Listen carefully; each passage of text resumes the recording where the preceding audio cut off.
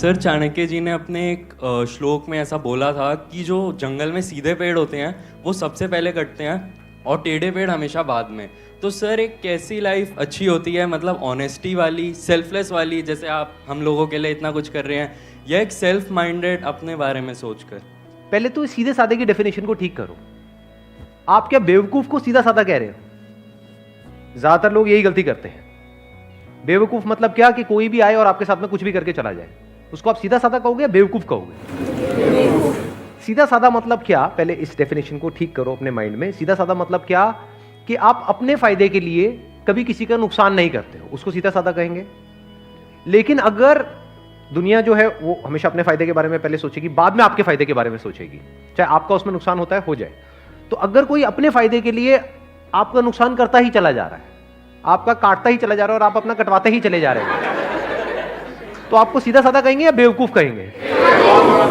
तो लाइफ में हमेशा सीधे साधे बनो, उसमें कोई बुराई नहीं है। मतलब अपने फायदे के लिए कभी किसी के दूसरे का नुकसान मत करो, उसमें तो कोई बुराई है ही नहीं।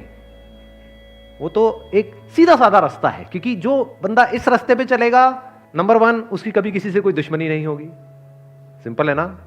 नहीं तो आप अगर अपने फायदे के लिए किसी दूसरे को यूज करोगे तो वो जिंदगी भर के लिए आपका दुश्मन नहीं बन गया है। तो जिसके इतने सारे दुश्मन होंगे वो कहीं ना कहीं वेट नहीं कर रहे होंगे कि वो भी मौका देखते ही आपके ऊपर अटैक करेंगे। अब मैं वो बड़े अटैक की बात नहीं कर रहा कि वो भाला लेकर के आ जाएंगे आपको मारने के, मतलब कि वेट करेंगे। अगर आप अपने फायदे के लिए उसका नुकसान करोगे किसी का भी, आपका अपने ऊपर रख करके देखो, अपने फायदे के लिए कोई आपका नुकसान कर देता है, उसके ऊपर जिंदगी भर के लिए गुस्सा नहीं आएगा? तो उसके कितने दुश्मन हो जाएंगे? सोचो, एक के साथ ऐसा करेगा, 2 के साथ करेगा, 3 के साथ करेगा, उसके बाद उसको पता ही नहीं लगेगा कि मैं कर क्या रहा हूं, उसकी आदत बन जाएगी, तो बंदा करप्ट हो गया अंदर से, तो मरते दम तक डर में ही जिएगा। लॉ एंड ऑर्डर का डर, उसके अलावा लोगों का डर, ऊपर से अंदर से कहीं ना कहीं रिग्रेट। क्योंकि जरूरी नहीं है आप जिस लेवल तक सोच करके किसी का गलत कर रहे हो उसी लेवल तक होता है, कई बार उससे बहुत ज्यादा हो जाता है। आप समझ गए मेरी बात?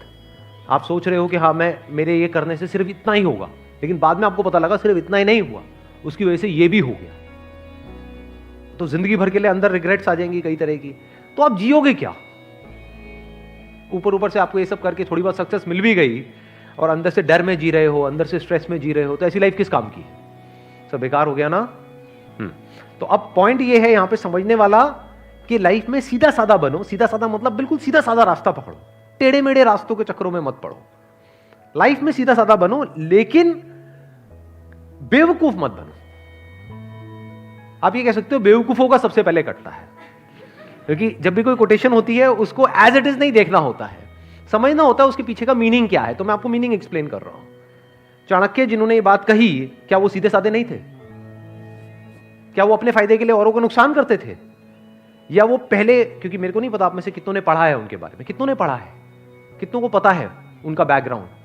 अपने फायदे के लिए वो कभी किसी का नुकसान करने के बारे में सोचते तक नहीं थे। मतलब पहले वो जनहित के बारे में सोचते थे, समाज के बारे में सोचते थे, बाद में जो बचा खुचा होता था बाद में अपने बारे में सोचते थे।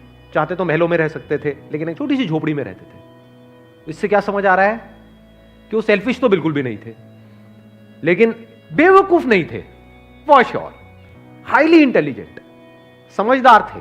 तो समझदार बनो, समझदारी प्लस सीधे साधे। हाँ, कोई आपके ऊपर अटैक करने के लिए आ रहा है, तो अब समझदारी किसको कहेंगे? कि अपने आप को बचाओ, या वहां पर आराम से खड़े हो जाओ, हाँ मार ले कोई